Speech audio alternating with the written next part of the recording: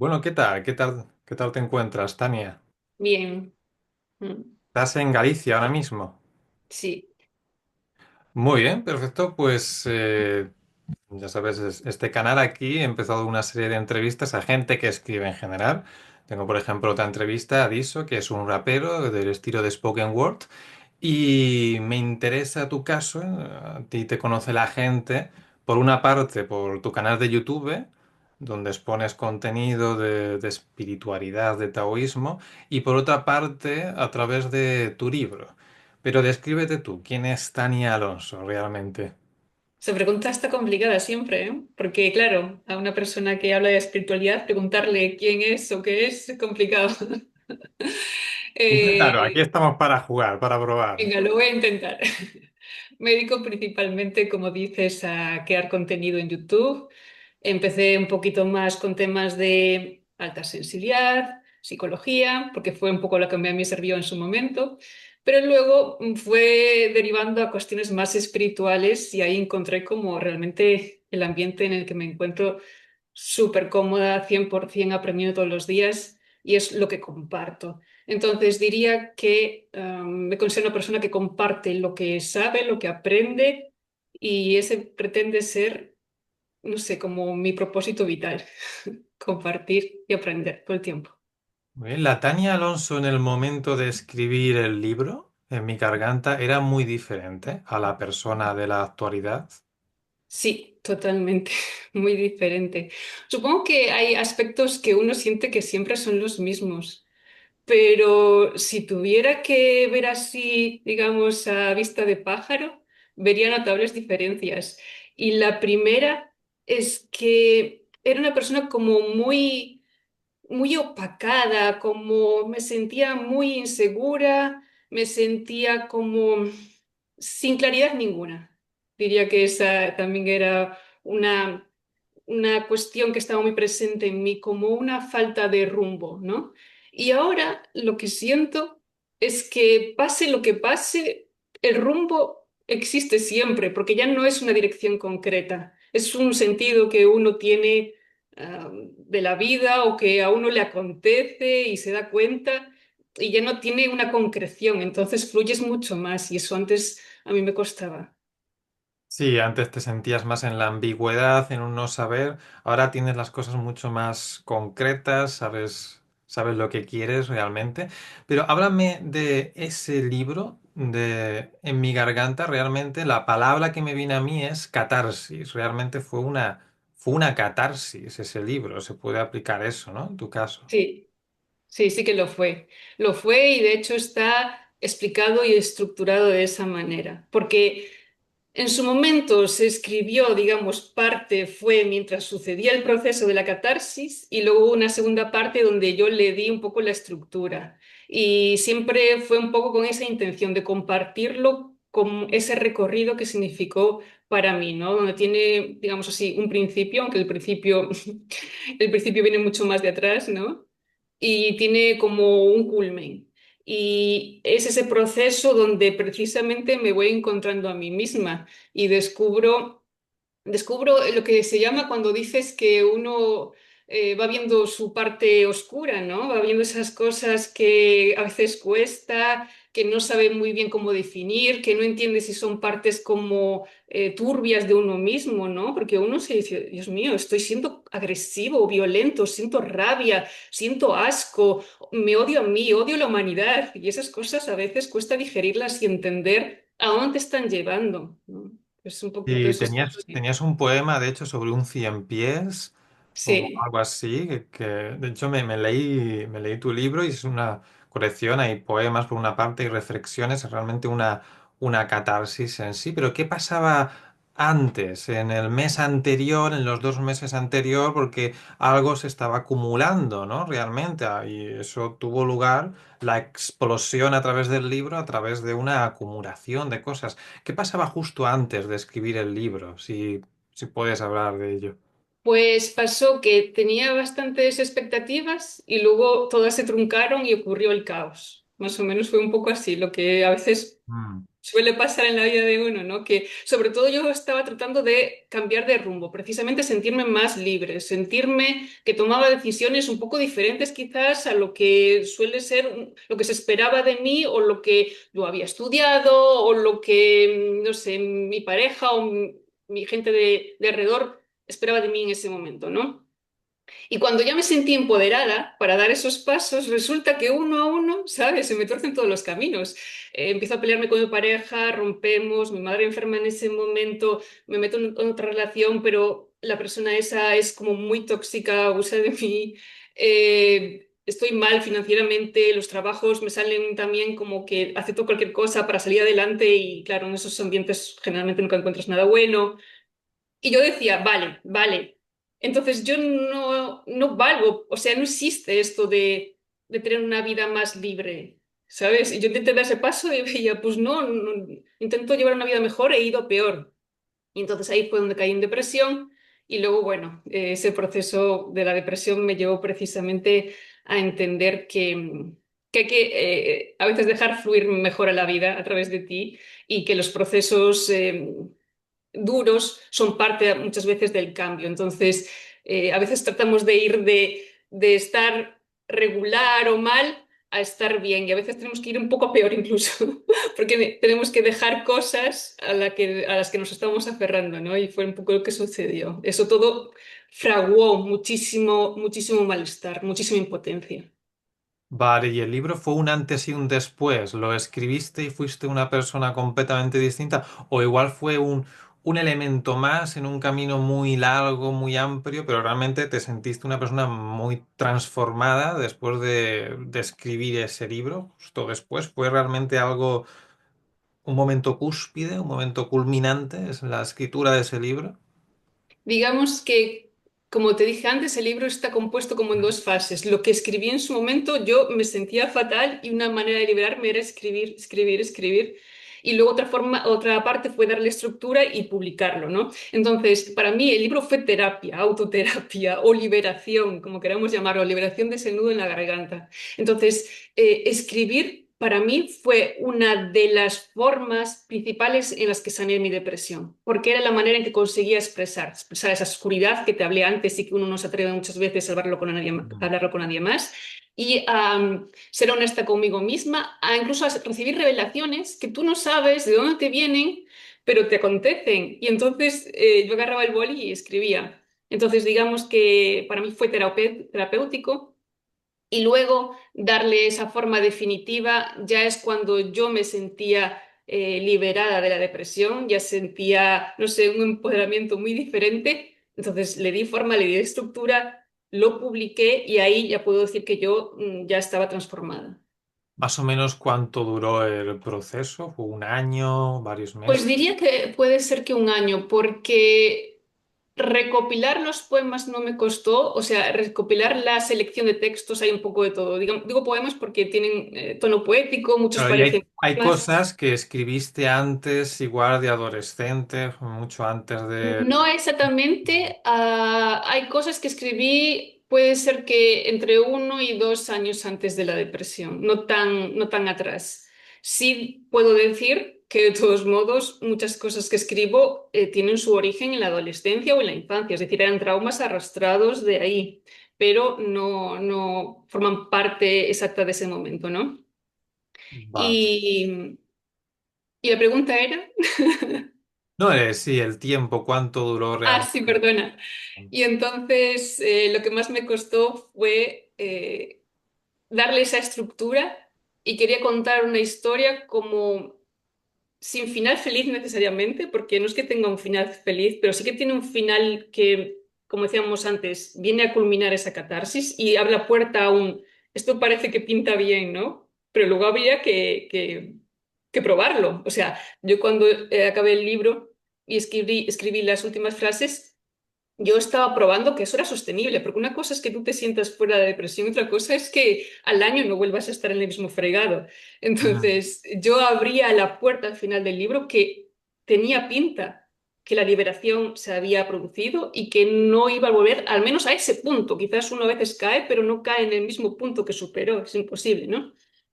Entonces, darle esa forma. Se lo di a leer a diferentes personas para que me lo corrigieran, que me dieran su punto de vista. El problema de eso es que a veces empiezas a tener demasiadas opiniones y ya no sabes cuál es la tuya y cuál es la de fuera. Ese fue el proceso que más me costó. Ahí donde más empleé tiempo es en darle estructura, que otras personas lo viesen, corregirlo y, digamos, autoeditarlo. Vale, vale.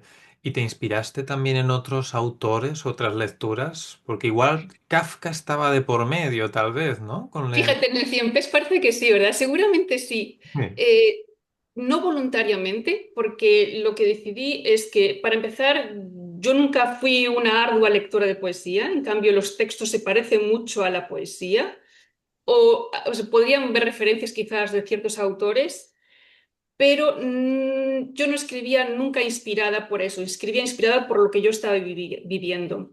De hecho, yo no había escrito de esta manera con anterioridad. Es como una forma de escribir que me surgió en ese momento. Supongo que me lo estaba pidiendo el cuerpo y me sorprendía a mí misma viéndome escribir de esa manera. Entonces, cuando le quise dar forma, pensé lo mismo. Dije, si esto surgió de una originalidad, no quiero inspirarme en nadie, no quiero copiar sin querer de nadie. Entonces empecé a darle forma también como yo consideraba que debía dársela y no hubo inspiración por nadie, aunque supongo que hay referencias de lecturas que yo tuve en ese momento, porque sí que leía Kafka en ese momento, sí que tuve mis lecturas sobre todo de carácter existencialista en ese momento de mi vida, entonces de alguna manera supongo que estaban en esos textos también.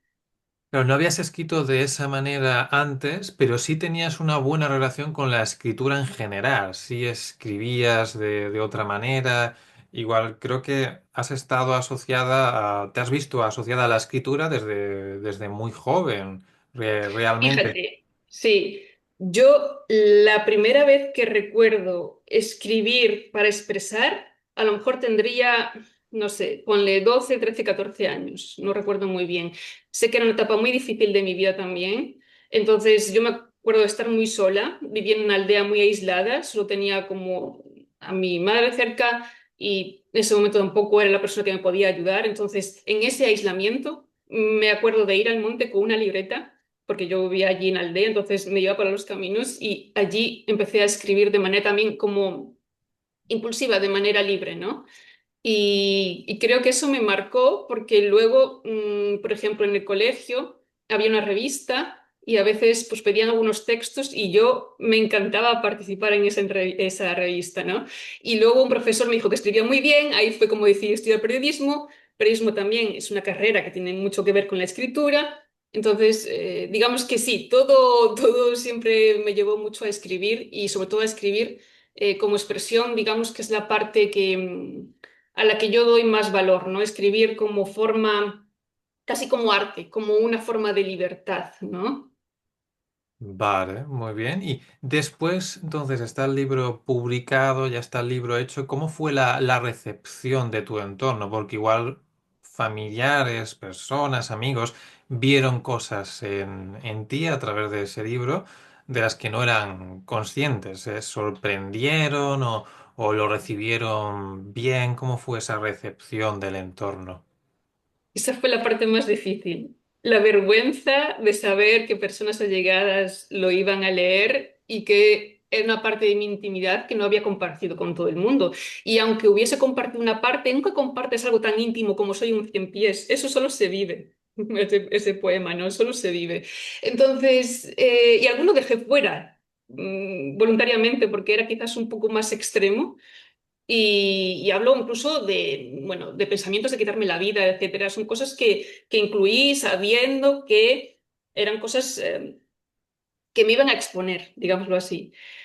Al mismo tiempo, puse en una balanza qué es lo que quiero, ¿sabes? O qué es más importante para mí, compartir esto, que llegue a personas que realmente ayude, porque yo sé que este libro puede ayudar a muchas personas que estén pasando por lo mismo, o lo que dirán de mí. Y como sé que la mayoría de gente que me rodea, porque tampoco es una persona que me rodeo tanta gente, soy más selectiva, ¿no?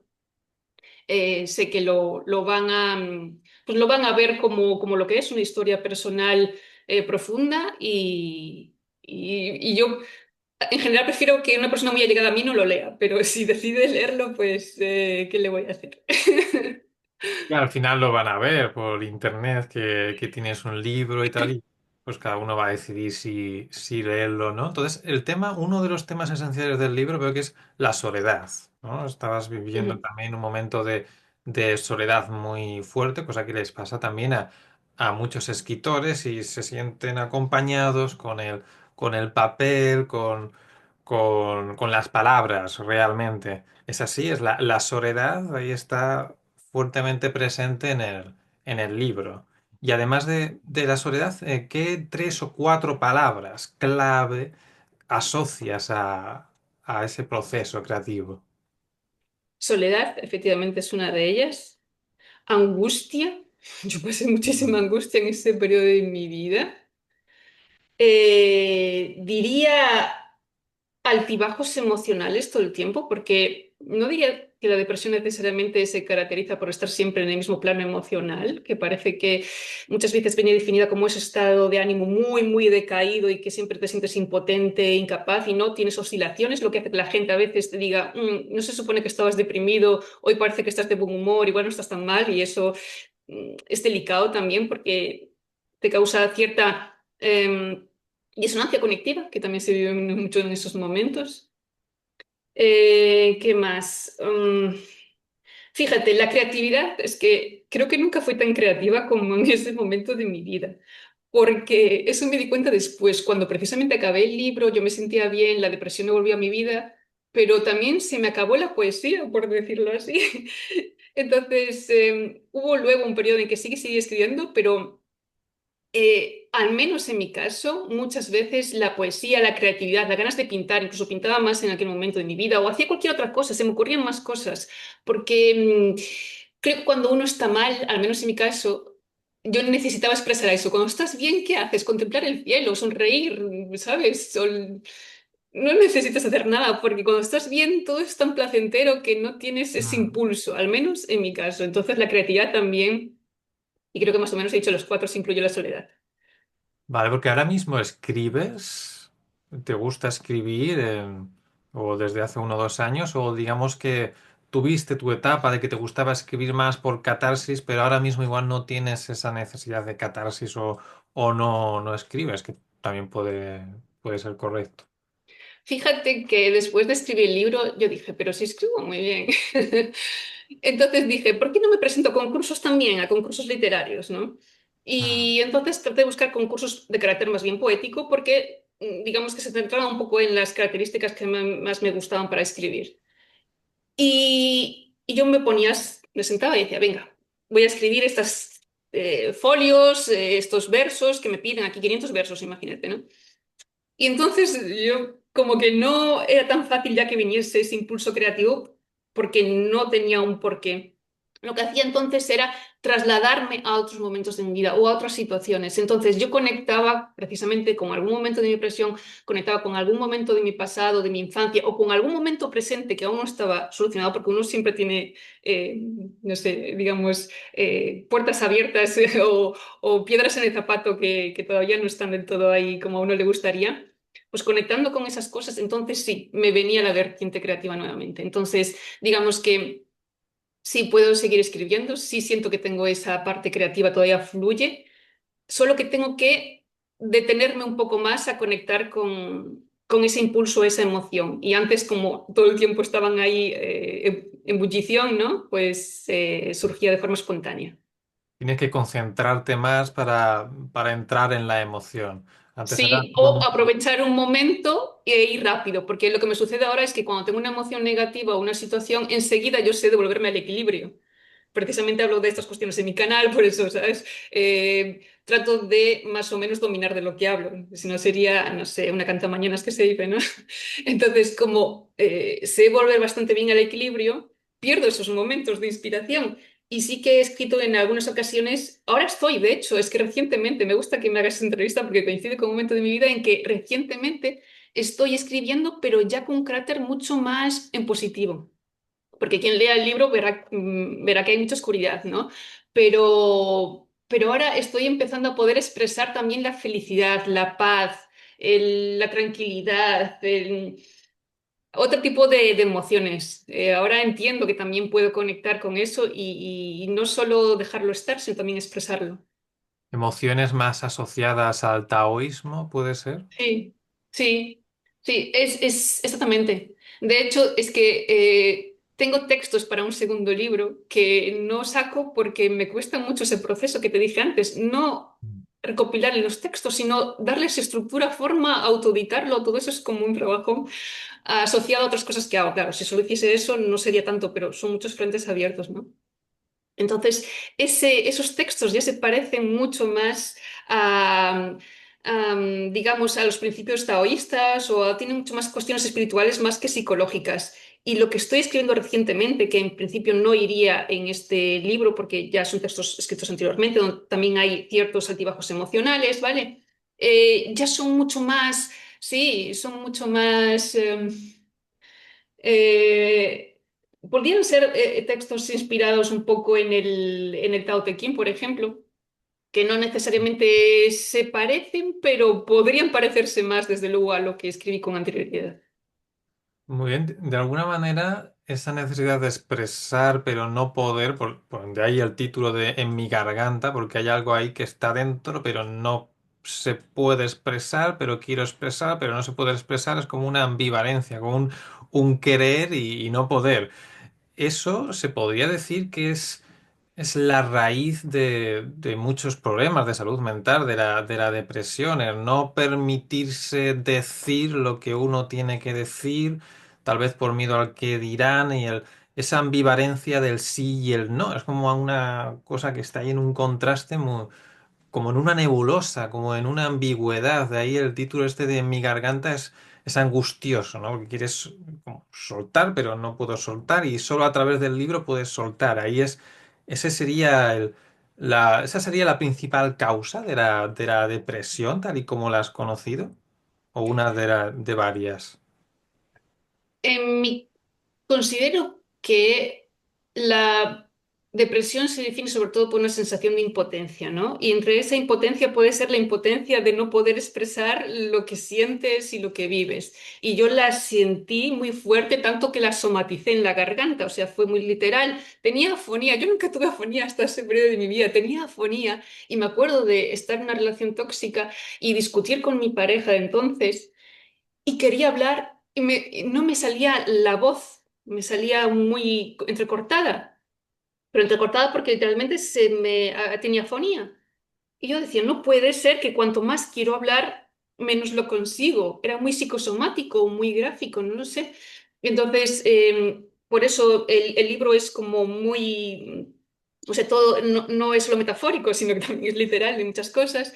Y considero que a mí me ayudó este proceso de depresión y de superarla a ser una persona que hablábamos antes, una persona nueva, con mucha más capacidad de expresión. Tú quizás me entrevistas pues antes del libro, ¿no? O sobre todo en aquel momento en que estabas haciendo todo esto, y yo estaría aquí siendo una persona mucho más apocada, mucho más incapaz de expresarme con naturalidad, pensando qué estarán pensando de mí, qué pregunta me va a hacer ahora, y ahora nada de eso ocurre en mi mente, ¿no? O si ocurre, ocurre así como una cosa que pasa de puntillas casi, ¿no? Entonces, yo creo que el principal sufrimiento que tenemos las personas es esta dicotomía interior, una lucha interna interior entre varias voces, ¿vale? Pueden ser dos o más voces, cuantas más, peor. Y entonces eso genera mucha fricción. Ya cuando uno entra en terrenos espirituales, digamos, más avanzados, empieza a unificar todo y solo hay una voz. Y con esa voz uno ya, pues, puede escucharlas todas, pero no influyen al punto de hacerte dudar de ti mismo. Es una voz, hay autenticidad, que aún así puede haber pensamientos contradictorios de vez en cuando y tal, pero todo entra dentro de una autenticidad, de un círculo, todo está integrado. Ahí la clave está como en la integración de la luz y la sombra. ¿Y habría algo que le dirías a esa Tania Alonso en los momentos iniciales de escribir el libro que te hubiera gustado saber? Igual algo reconfortante como todo pasa, algo que ahora mismo sabes, ahora mismo eres muy consciente, pero en ese momento, en esa desesperación no eras consciente Y tal vez si pudieras volver al pasado, le pudieras decir algo, algo realmente importante. Le diría, no estás sola. Como hablábamos antes, la soledad creo que es una de las peores sensaciones que uno vive en esos momentos, ¿vale? Se siente no solo solo, sino aislado, es decir, lo típico de que puedes estar con personas, pero sientes una especie de vacío, aislamiento, nadie te comprende, sientes que eres muy raro, que lo que estás viviendo no es normal, que encima estás un poco quizás loco. Tantas cosas se juntan que la sensación de soledad se vuelve, yo la sentía como soy muy de sensaciones, lo sentía como un paladar plomizo, ¿sabes? Como si tuviese en el paladar algo pastoso. Entonces, los días se me hacían pesados, largos, como, no sé, tener algo pegado todo el tiempo. Y ahora comprendo que damos mucha importancia a la compañía de otras personas, que creo que es fundamental en muchos aspectos, eso no lo cuestiono, pero cuando ya sientes que no estás solo, porque la naturaleza misma forma parte de ti, es decir, tú eres una parte, un fragmento de la naturaleza, entonces no funcionas nunca en soledad. Ahora te aislamos por completo de la naturaleza y morirías, ¿no? Entonces funcionas con el sol, funcionas con el aire, funcionas con el aire gracias a los árboles, ¿no? Que te dan ese oxígeno. Entonces, toda una cadena. Entonces creemos que estamos solos porque nos falta compañía, pero digamos que nunca estamos solos de la naturaleza o separados por completo de la naturaleza, formamos parte de ella y para mí esa es la verdad más absoluta. Ahora mismo si me quedase sin nadie alrededor, sabría igualmente que no estoy sola.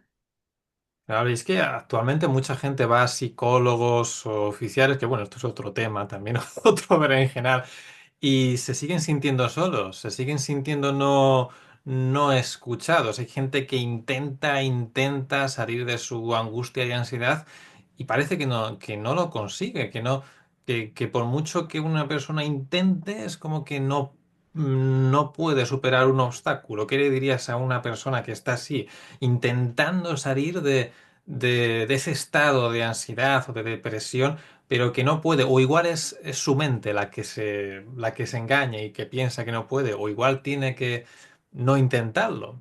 Tal vez sea una solución no intentarlo. ¿Qué habría que hacer entonces?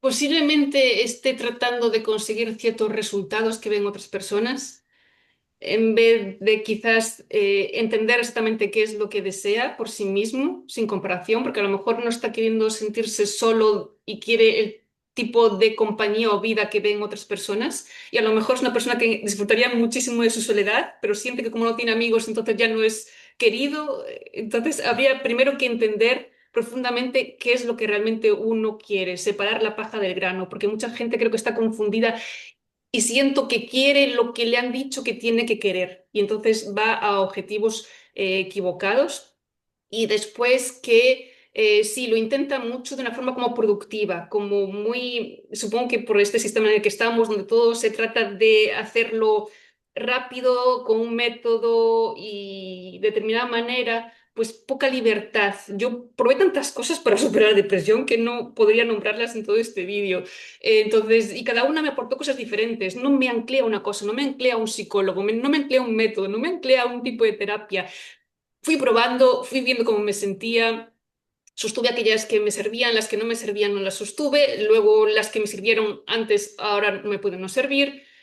Influir un poco más es importante. Creo que la gente se obsesiona con que solo hay una forma y a veces creo que también se da a entender que solo hay una forma. Y desde luego, yo creo que los psicólogos pueden hacer bien su trabajo en muchas ocasiones y creo que por otro lado también se ha dado a entender que la terapia es la única alternativa cuando yo considero que, vamos, que ya toda la vida la gente sanó de muchas cosas y no había terapeutas quiero decir, uno puede también, hay muchas maneras de sanarse.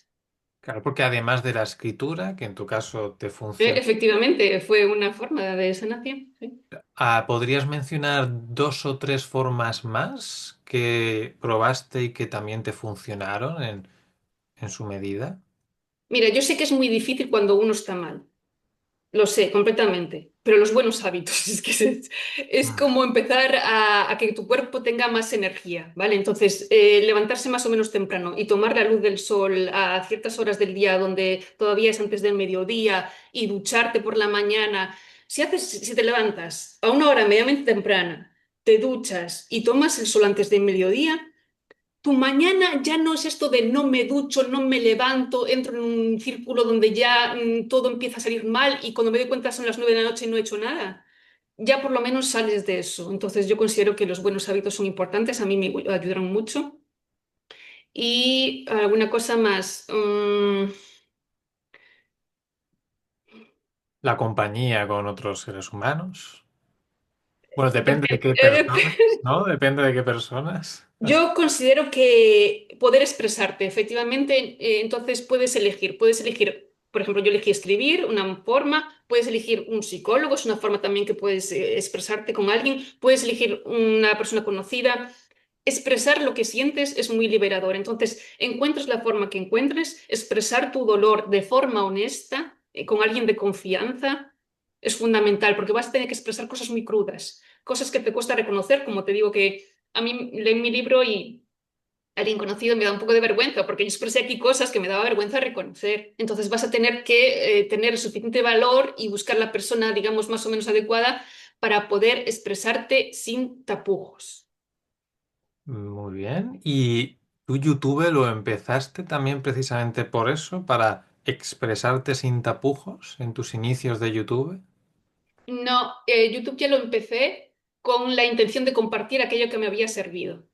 La idea fue, esto me sirvió a mí, lo comparto con vosotros y como además yo me describiría dentro del rasgo de la alta sensibilidad, yo veía que esa cuestión no estaba muy todavía entonces, no sé, no había mucho contenido, dije, pues lo voy a hacer en una perspectiva de persona sensible que se encuentra en un mundo como que considera hostil, ¿qué podemos hacer, no? Entonces proponía muchas de las estrategias psicológicas que a mí me sirvieron. Muy bien. ¿Y toda esta experiencia vital te ha servido para el momento actual de ayudar a las personas? Porque actualmente también ofreces asesorías. Cuéntame o cuéntanos un poco más sobre tus asesorías, cómo empezaste con las asesorías, cómo si te surgen desde la intuición, desde la escucha. Cuéntame más sobre esas asesorías que ofreces también en base a tu experiencia vital vivida. Mm. Yo, a medida que creaba el contenido, me daba cuenta de que, uno, las personas que llegaban a él sintonizaban muy bien conmigo, ese perfil que digo de persona sensible que se siente un poco fuera de lugar o introvertida o que tiene dificultades para expresarse, para encontrar su tribu, muchas cosas, ¿no? Entonces, yo sentía ya desde un primer momento, sin dudas, que yo podía acompañarles. O sea, no tuve como dudas sobre eso. Ahora, si mi acompañamiento es el más perfecto del mundo, eso ya no me importaba porque no era el objetivo, pero que tenía suficientes habilidades para hacerlo, sí. Y a medida que fui creando más contenido, yo fui evolucionando a ser una persona más interesada por cuestiones espirituales, ya menos psicológicas. Entonces, a día de hoy ofrezco un poco como lo que trato de hacer es me adapto a la persona, porque hay personas que les encanta pues la perspectiva psicológica. Me voy a centrar ahí porque es lo que mejor les va a funcionar. Necesitan como cosas muy concretas, pequeños trucos. Hay personas, en cambio, que les viene bien una perspectiva más holística, más de ir precisamente a quién somos, qué hacemos aquí, otras cosas más profundas. Hay personas que a lo mejor pues están pasando un momento terrible y lo que necesitan es lo que hablábamos antes, ser escuchadas y sentirse acompañadas. Ya con eso es mucho. Entonces me adapto a las personas en función de sus circunstancias y su momento, porque no todo el mundo, obviamente, está preparado para recibir la misma información, la misma ayuda o los mismos, digamos, los consejos, por decirlo así, ¿vale? Entonces, es importante para mí ver en el punto en el que está la persona y cuál es el paso más fácil o el siguiente que está preparado para dar. Y hay personas que llegan a mí y veo que están muy preparadas y que solo tienen miedo, y otras que veo que realmente les cuesta. Entonces, bueno, hay que ser cuidadoso. Claro, porque muchas personas cuando hablamos con los demás tienen como una estructura muy fija, pero realmente no sabemos cómo va a ser la persona que vamos a tener enfrente. Cada uno es un mundo, cada uno es un Totalmente. Lo que mundo más me gusta de completamente. las asesorías es que me encuentro personas de todo tipo, claro, y cada uno es una personalidad diferente y cada uno tiene su historia, su manera de expresarse. Todo funciona completamente diferente con cada uno de ellos. Ok, muy bien. Si alguien quiere adquirir tu libro, ¿cómo recomendarías que lo adquiriese? ¿A través de Amazon, a través de tu página web o da igual realmente el medio? Mi medio favorito es Amazon porque ellos son los que, como es autoeditado, básicamente lo imprimen ellos bajo demanda. Y yo tengo unas copias, pero digamos que es un poquito más dificultoso en mi copia agarrarla, enviarla por correo, que también es posible. Si la quieren dedicada, me pueden en mi web www.tanialonso.com. Ahí pueden encontrar mi correo de contacto, me podéis escribir para conseguir el libro si lo quieren firmado. Pero si lo prefieren de una forma más sencilla, pues a través de Amazon, porque el propio Amazon lo imprime bajo demanda y además si pues, quieren reseñar o en función del número de ventas, el libro también gana popularidad y eso siempre ayuda, por supuesto. Muy bien, pues muchas gracias, Tania Alonso, por la entrevista. Yo también estoy ahí en el proceso este de superar mis miedos aquí hablando con la gente, con el podcast. Y espero que el proyecto que tengas en mente de escritura también salga bien. ¿Es una cosa que quieres autoeditar después? ¿Quieres sacarlo realmente, que los demás lo Sí, conozcan? sí, llevo como 2 años con eso ahí como una tarea pendiente, pero no la doy sacado. Supongo que es es un mal de tener tantas cosas pendientes que quiero sacar antes, pequeñas tareas que son mucho menos importantes que esa, pero que me molestan. Y mientras no limpio la casa, mientras no ordeno la casa, por decirlo así, es como que no soy capaz de ponerme a eso. Quiero que sea tan bonito como se merece serlo. No sé si me explico. Yo creo que las Sí. cosas, pues, claro, exactamente. Entonces... y nada, Eduardo, yo decirte que me alegro muchísimo que hayas emprendido este podcast porque, uno, me parece que es una cuestión, o sea, un tema que estás tratando que realmente te interesa. Yo veo el interés en ti en esto de la escritura. Tu voz de narrador, lo hace todo en este podcast, o sea que podrías hacer cualquier cosa que implicase voz y va a salir bien.